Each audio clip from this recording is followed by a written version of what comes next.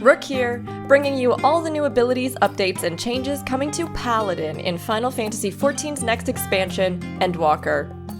Thank you so much to Square Enix for letting me demo gameplay during the 2021 Media Tour this year.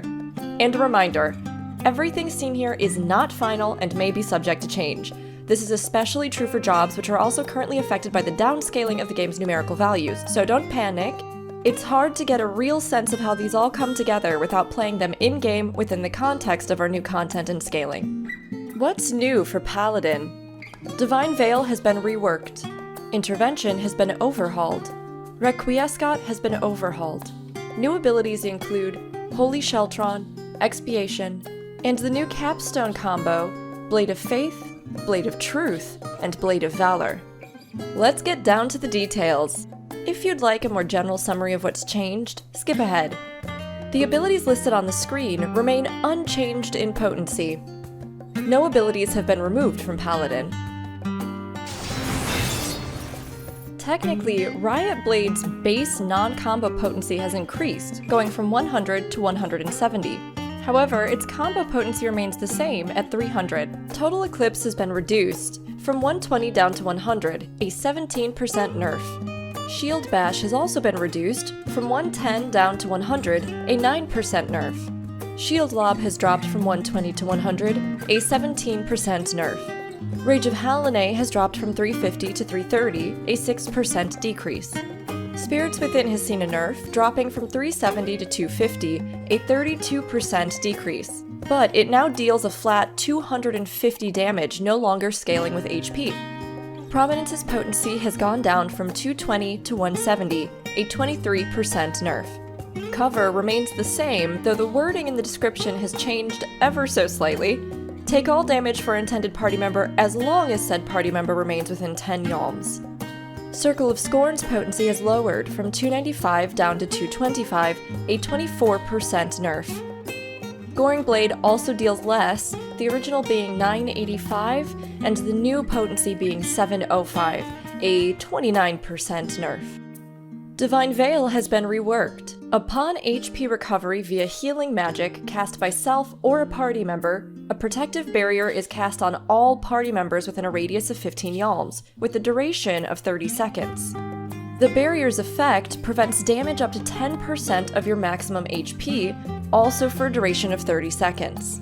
It also has an additional effect that restores the target's HP with a cure potency of 400. The last portion of the description, effect ends upon casting barrier on self and nearby party members, seems to just mean that when the barrier is triggered, that's it, the barrier is triggered. It won't trigger again. Clemency's heal potency has been dropped to make way for the other additional healing that the class has been given. Going from 1,200 potency down to 1,000, a 17% nerf. Royal Authority has been nerfed, dropping from 550 down to 420, but Sword Oath's duration has increased to 30 seconds. Intervention has been massively overhauled, including a new tank cooldown interaction. Upon initial use, Intervention will reduce target party members' damage taken by 20% for 4 seconds, then by 10% for 4 seconds. But if Rampart or Sentinel are active when the ability is used, it will reduce target party members' damage taken by 30% for 4 seconds, then 20% for 4 seconds. This will also apply a heal over time to the target of 250 potency with a 12-second duration, coming in at 1,000 healing total. Its oath gauge cost is 50. Holy Spirit has been nerfed, dropping from 350 down to 270, a 23% decrease.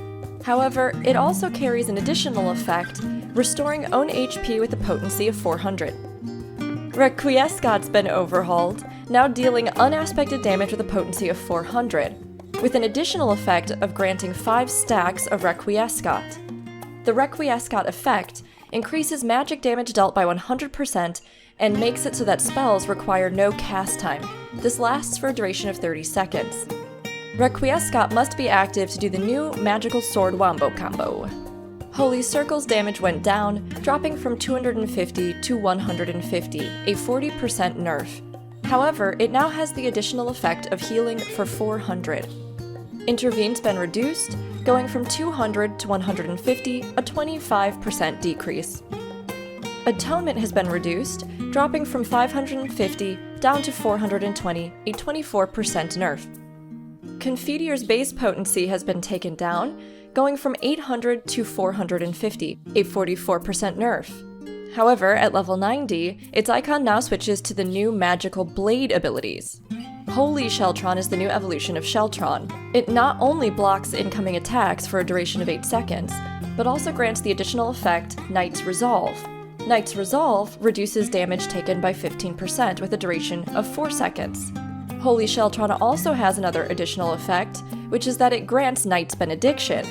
Knight's Benediction gradually restores HP with a cure potency of 250 and a duration of 12 seconds. The oath gauge cost of Holy Sheltron is 50. Expiation is a new AoE skill, which delivers an attack to target and all enemies nearby it with a potency of 300 for the first enemy and 50% less for all remaining enemies, with the additional effect of restoring MP. Expiation replaces Spirits Within. And last but not least, Swords, aka the new Capstone Abilities. These abilities replace the Confiteor icon in sequence, beginning with Blade of Faith. This ability deals unaspected damage to target and all enemies nearby it with a potency of 250 for the first enemy and 50% less for all remaining enemies. Its combo action is Confiteor, and its combo bonus is that it restores MP. Blade of Truth is up next, dealing unaspected damage to target and all enemies nearby it with a potency of 350 for the first enemy and 50% less for all remaining enemies. Its combo action is Blade of Faith, and its combo bonus is that it also restores MP. The final strike is called Blade of Valor. This combo finisher deals unaspected damage to target and all enemies nearby it with a potency of 420 for the first enemy and 50% less for all remaining enemies. Its combo action is Blade of Truth, and its combo bonus is that it restores MP. Its secondary combo bonus is that it applies damage over time, with a potency of 80 for the first enemy and 50% less for all remaining enemies, and a duration of 21 seconds.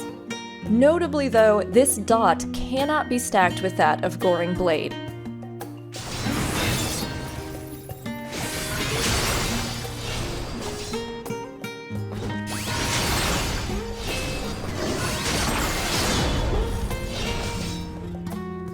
Overall, how's Paladin looking then? Having the numbers is great and all. We love the numbers, we love them. But I'm sure many of you are wondering, what does that all mean? Several of Paladin's abilities now also have an additional heal or heal over time effect built into them, particularly spells, which will restore your health as you cast them. Intervention and Requiescat are two such cases. They've both been overhauled and now do additional protection, healing, and buffing. Intervention has the new interaction with tank cooldowns mentioned during Live Letter 16, reducing additional damage taken by your ally if Rampart or Sentinel are active when you use it. Expiation is a new AoE attack that restores MP. Lastly, Requiescat now also triggers an extended Confiteor chain, which are the new Capstone Abilities. This morphs the Confiteor icon into 3 different sword attacks, culminating in Blade of Valor. These restore MP with each ability used, and ultimately place a dot on enemies. This dot can't be stacked with Goring Blade. Paladin has really begun to lean into the archetype of the Holy Knight, expanding the built-in healing of the class and the wow factor of its magical strikes. In my opinion, that's the best! Hell yeah, more shiny swords please! But Paladin wasn't the only job I was able to play. Find my 9 other job summaries here on YouTube, including the Summoner rework and our new classes, Reaper and Sage.